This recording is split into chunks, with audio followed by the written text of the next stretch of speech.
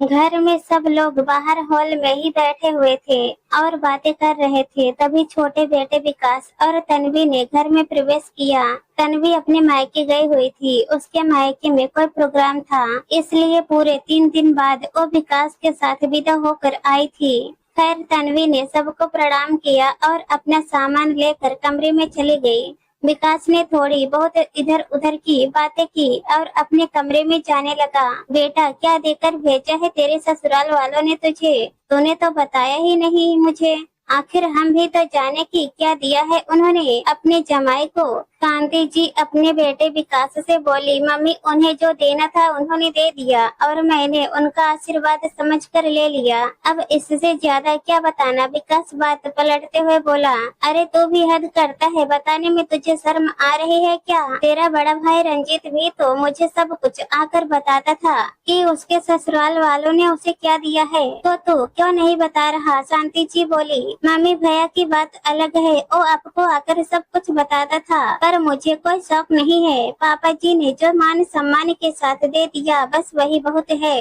कहकर विकास अपने कमरे में चला गया। देखा कैसे ससुराल वालों का होकर रह गया है। अपनी माँ तक को नहीं बता रहा है कि उसके ससुराल वालों ने क्या दिया है। कांति जी वहाँ बैठे अपने बेटे रंजीत और गौरी से बोली, अरे मम्मी, सब त्रिया चरित्र है। तुम्हारी छोटी बहू ने तो आते ही देख लो तुम्हारे छोटे बेटे को अपने बस में कर लिया है। तुम कहती थी ना कि मेरा छोटा बेटा मेरा लाडला बेटा है। आज वही छुपा रहा है तुमसे बातें। रंजीत भी क्या कम था, वो भी बोला। ये सब बातें अंदर रसोई में काम करती हुई रंजीत की पत्नी कामिनी को सुनाई दे रही थी। सुनकर उसे बड़ा गुस्सा आ रहा था। कैसा आदमी है ये, अपने ही घर की औरतों पर टिक्का टिप्पणी कर रहा है। मन ही मन सोचती हुई वो अतीत में खो गई, जब वो शादी करके इस घर में आई थी। घर में सास शांति जी, पति रंजीत, छोटा देवर विकास और ननद गौरी थी। रंजीत की शुरू से ही आदत थी कि उसके ससुराल से उसे जो कुछ मिलता वो आकर शांति जी को जरूर बताता।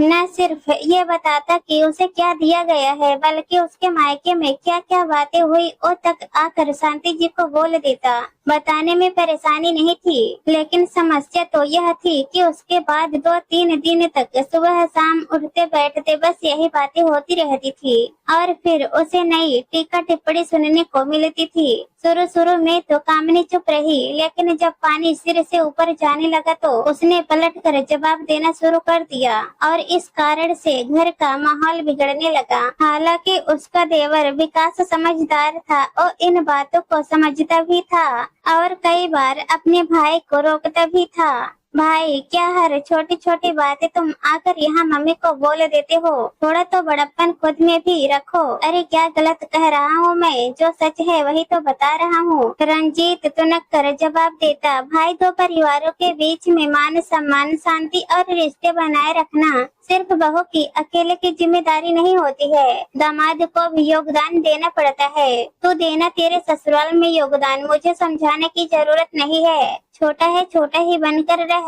रंजीत बस इस तरह से कहकर विकास को चुप करा देता। विकास की शादी के कुछ दिन पहले रंजीत की बेवकूफी के कारण कामिनी की मम्मी और शांति जी में अच्छी खासी बहस भी हो गई थी। दरअसल हुआ यूं कि कामिनी के भतीजे का मुंडन का प्रोग्राम था। उन्हीं दिनों उनके पापा की हार्ट सर्जरी हुई थी, इसलिए ज्यादा बड़ा प्रोग्राम नहीं किया गया था। सिर्फ घर के खास रिश्तेदारों को और कामिनी के परिवार वालों को बुलाया था।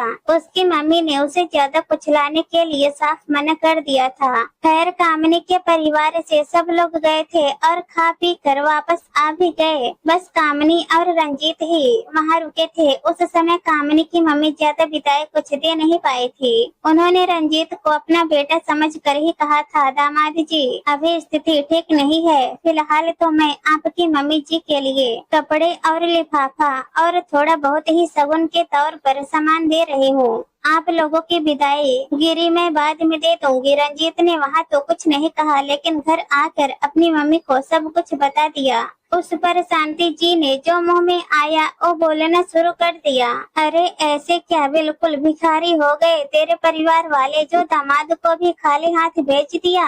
जब कामिनी ने रंजीत से बात की तो रंजीत ने भी उससे बहस कर ली। क्या बेइज्जती करने के लिए बुलाया था मुझे तुम्हारे मायके में? दामाद को देने की औकात भी नहीं है क्या?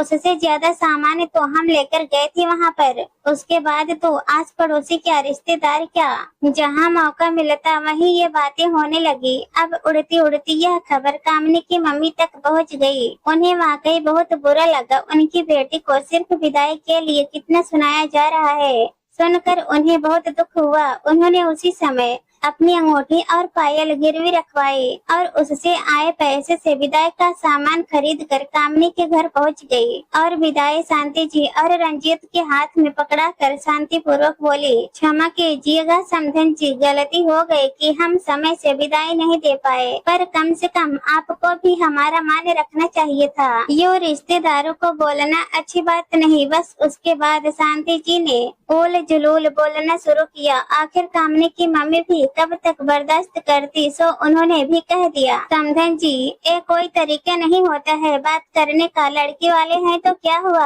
आप हमें कुछ भी सुनाएंगे। बहस और भी बढ़ जाती, लेकिन कामनी की मम्मी वहाँ से रवाना हो गई। हालांकि उसके बाद अब उनके रिश्तों में इतना अपनापन नहीं रहा। रंजीत से भी वो लोग बहुत सोच समझ कर बोलते थे, ज्यादा बात करना पसंद भी नहीं करते थे। लेकिन अब रंजीत को ये शिकायत रहती थी कि उसके ससुराल वाले उससे ठीक से बात नहीं करते थे, उसके पास बैठना भी पसंद नहीं करते। उसके ससुराल में मान सम्मान नहीं है, वो तो उसे पूछते तक नहीं। खैर अब विकास की भी शादी हो चुकी थी, पर विकास घर आकर हर बात नहीं बोलता था। जो सामान सामने दिख जाता वो बता देता, पर किसने क्या कहा, क्या बातें हुई, ये सब छोटी छोटी बातें नहीं बोलता। अभी कल उसके ससुराल में उसकी साली की सगाई का प्रोग्राम था, तब सब लोग जाकर आए थे, पर वहाँ विकास का बड़ा सम्मान था। खुद रंजीत ने भी ये सब नोटिस किया था। विकास आज ही अपनी पत्नी के साथ वहाँ से आया था, पर आज भी उसने कुछ नहीं बोला। खैर अभी सब लोग बाहर बैठकर विकास की बुराई कर ही रहे थे कि इतने में कामनी सबके लिए चाय लेकर आई। उसे देखते ही शांति जी ने बात को पलटते हुए रंजीत से कहा, पर एक बात माननी पड़ेगी, विकास के ससुराल में उसकी जो इज्जत है ना, और तुझे तेरे ससुराल में तो नहीं मिलती। तेरे ससुराल वालों को भी उससे सीखना चाहिए कि दामादी की इज्जत कैसे की जाती है। हाँ यह बात तो बिल्कुल सही कही मम्मी आपने। कैसे विकास भैया के ससुराल में सब उनके आगे पीछे घूम रहे थे,